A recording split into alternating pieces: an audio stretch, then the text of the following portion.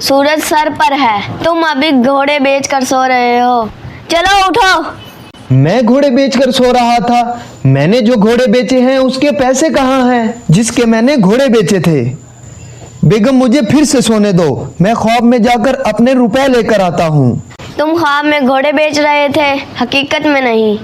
अपने भाई से ही सबक ले लो, उसने मेहनत कर करके मुर्गियों का फार्म बना लिया है। क्या मेरे भाई ने पोल्ट्री फार्म बना लिया है? तुमने मुझे पहले क्यों नहीं बताया?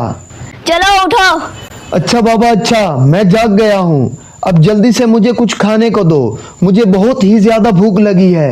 मैं तुझे खाना अंडे के साथ नहीं, डंडे के साथ दूंगी। खाने के लिए जो भी पड़ा है मुझे दे दो, मैंने अपने भाई से मिलने के लिए जाना है। तुम्हें अपने भाई से क्यों मिलने जाना है?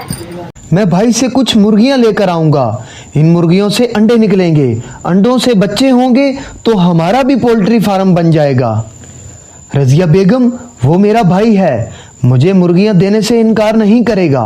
हमेशा तुम्हारी नजर दूसरों की चीजों पर होती है, तुम्हारा कुछ भी नहीं हो सकता। कभी खुद काम ना करना, तुम्हारे साथ बातें करना भी फजूल है। ये सोचकर वो फिर अपने भाई की तरफ चल पड़ता है। भाईजान मैंने सुना है तुमने मुर्गियों का फार्म बना रखा है और मुझे बताया ही नहीं। जी भाईजान, मैंने दिन रात मेहनत करके मुर्गियों का पोल्ट्री फार्म बना लिया है।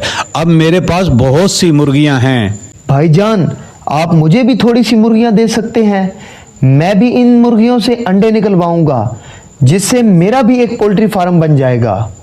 जी भाई क्यों नहीं, आप मेरे से कुछ मुर्गियां ले सकते हैं, मगर याद रहे कुछ ही मुर्गियां दूंगा, मैं ज्यादा मुर्गियां नहीं दे पाऊंगा। जी जी भाईजान, मुझे थोड़ी सी ही मुर्गियां मिल जाएं तो मेरे लिए बहुत हैं।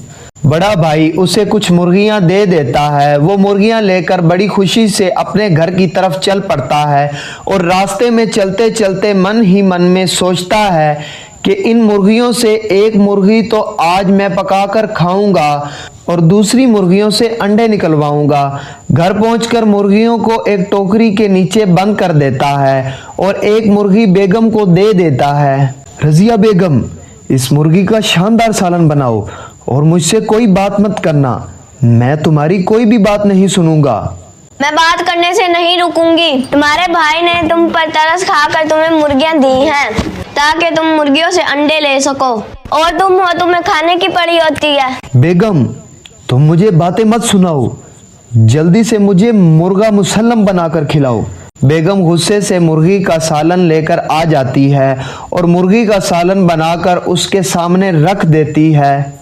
अरे कमाल की मुर्गी है, मजा आ गया।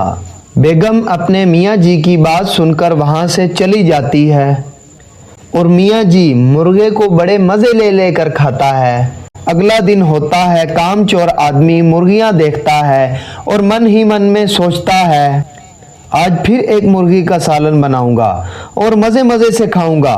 इस तरह दिन गुजरते हैं और वो रोजाना एक मुर्गी का सालन बनाकर खा जाता था और दिन ब दिन सारी मुर्गियां खत्म हो जाती हैं। अरे सारी मुर्गियां खत्म हो गई, अब मैं क्या करूंगा? भाई से और मुर्गियां लेकर आता हूँ, भाई जरूर मुझे और मुर्गियां देगा। ये सोचकर वो फिर अपने भाई की तरफ चल पड़ता है। भाईजान आप कैसे हो? भाईजान मैं बिल्कुल ठीक हूँ, तुम सुनाओ मुर्गियां अंडे दे रही हैं ना? मुर्गियों को दाना वक्त पर डालते रहना, तुम्हारे पास बहुत सी मुर्गियां हो जाएंगी। जी जी भाईजान, मैं मुर्गियों को वक्त पर दाना डालता हूँ और मेरे पास बहुत सी मुर्गियां हो चुकी हैं। लालची जल्दबाजी में अपने भाई से झूठ बोल बैठता है, मगर अपने किए पर शर्मिंदा भी हो जाता है और शर्मिंदा होकर अपने भाई का सामना नहीं कर सकता। दोस्तों जैसा कि आप लोग जानते हैं कि लालच एक बुरी बला है। अगर हमारे बुरे वक्त में कोई हमारी मदद करता है तो हमें अपनी नाअहली और सुस्ती की वजह से काम चोरी नहीं करनी चाहिए। किसी भी काम में बरकत तब होती है जब तुम दिल लगाकर मेहनत करो। तो चलो चलते हैं अब अगली कहानी की तरफ।